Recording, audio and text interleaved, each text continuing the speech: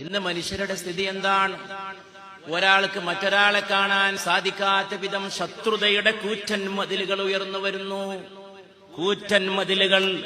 ഒരാൾക്കും മറ്റൊരാളെ കണ്ടുകൂടാൻ കഴിയാത്ത വിധം, ഒരു വ്യക്തിക്കൊരു വ്യക്തിയെ, ഒരു കുടുംബത്തിനൊരു കുടുംബത്തെ, ഒരു സമൂഹത്തിനൊരു സമൂഹത്തെ, ഒരു സമുദായത്തിനൊരു സമുദായത്തെ, ഒരു രാജ്യത്തിന് മറ്റൊരു രാജ്യത്തെ, ഒരു സംസ്കാരത്തിന് മറ്റൊരു സംസ്കാരത്തോട് വെറുപ്പും വൈരവും വിദ്വേഷവും ലോകത്ത് വളരുമ്പോൾ, ബുനയ്യ, എന്റെ പൊന്നുമോനെ അനസെ, അനസിനോട് പറയുകയാണ്. അനസ് പരിശുദ്ധ റസൂലിന്റെ മകനല്ല എന്ന് നമുക്കറിയാം.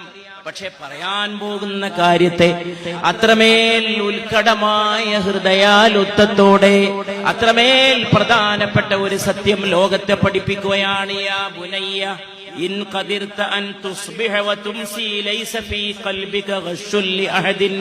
എന്റെ പൊന്നുമോനെ അനസേ, നേരം പുലരുമ്പോഴും വൈകുന്നേരമാകുമ്പോഴും ഒരാളോടും വെറുപ്പില്ലാതെ ജീവിക്കാൻ നിനക്ക് കഴിയുമെങ്കിൽ, ഇതാണ് ലോകം തേടുന്ന മുഹമ്മദ് നബി സല്ലല്ലാഹു അലൈഹി വസല്ലം.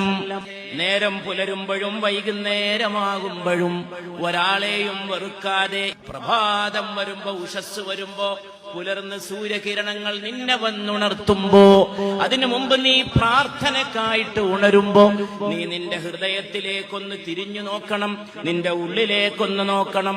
ആരോടെങ്കിലും വെറുപ്പുണ്ടോ എന്ന്?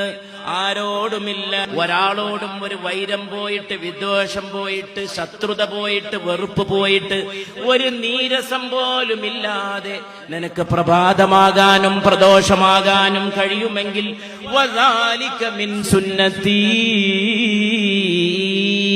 അതാണ് എന്റെ പൊന്നുമോനെ അനസേ എന്റെ മാർഗം. അങ്ങനെ നിനക്കാകാൻ കഴിയുമോ?